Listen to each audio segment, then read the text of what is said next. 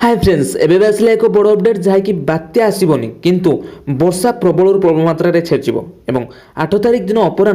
निर्धूम छेचिब एथिपाई 10टी जिला को दि जाएगी सतर्क सूचना एवं बुलबुल लैंडफॉल बेले 90 ରୁ 100 किलोमीटर बेगर पवन बहब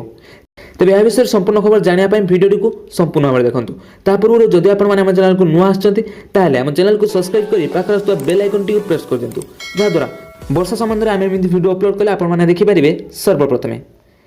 बात्या बुलबुल ओडिशा रे लैंडफॉल करबनी किंतु यार प्रभाव में राज्यर उपकूलवर्ती जिलार किछि अंचल में प्रबल अति प्रबल मात्रा रे वर्षा लगी रहिबो आ एभली स्थितिर मुकाबिला करिया पई राज्य सरकार एबे अंटा भिड़ी रहिसंती एवं संभाव्य बात्यार प्रभाव हेबाकु थिबा अति प्रबल वर्षा पई 10टी जिला को अलर्ट करा जायछि। जगतसिंहपुर, केन्द्रापड़ा, बालेश्वर, भद्रक, गंजाम, कटक, खोर्धा, पुरी, मयूरभंज, जाजपुर यही सब जिला सतर्क सूचना जारी करा जायछि एवं एही 10टी जिले जिलापाल को सतर्क रहबाकु निर्देश दिया जायथिबा सहित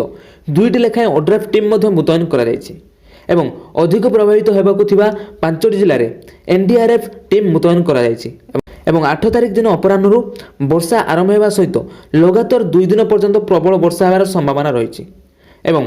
घंटा को 21 किलोमीटर बेगर स्थल भाग आड़ को माड़ी आसुची बात्या बुलबुल एवं जहाँकि बांग्लादेश आड़ को माड़ी चली तेज पाणीपाग विभाग आकलन अनुसार प्राथमिक पर्यायर यह उत्तर और उत्तर पश्चिम दिगरे गति करिवो एवं परे परे उत्तर मुहां हेबार संभावना रही जहाँफल बात्यार गतिपथ पश्चिमबंग होइकी बांग्लादेश आड़ को मुहाई जीव तेज सामुद्रिक झड़ बुलबुल आगामी 24 घंटा भितर सीवियर साइक्लोन स्टॉर्म एवं भीषण सामुद्रिक झड़ रूप नहीं बांग्लादेश आड़ को मुहाई एवं यार प्रभाव में ओडिशा रे 90 ରୁ 100 किलोमीटर बेगर पवन बहबार संभावना रही यह सहित प्रबल प्रबल मात्रा में वर्षा लगी रहिबो। तेज फ्रेंड्स यह था बर्तमान पाणीपाग अपडेट आपण अंचल में केते मात्रा रे वर्षा होची कमेंट जरिए निश्चित भाव जानतु जदि आपको वीडियो पसंद आए ताले वीडियो गोटे लाइक कर दिंतु जते पारछन वीडियो को शेयर कर दिंतु एवं आगु एमती पाणीपाग संबंध सब अपडेट पाया आम चैनल को सब्सक्राइब करी पाखरे बेल आइकन टी प्रेस कर दिंतु से जाय मु रहिली नमस्कार जय जगन्नाथ।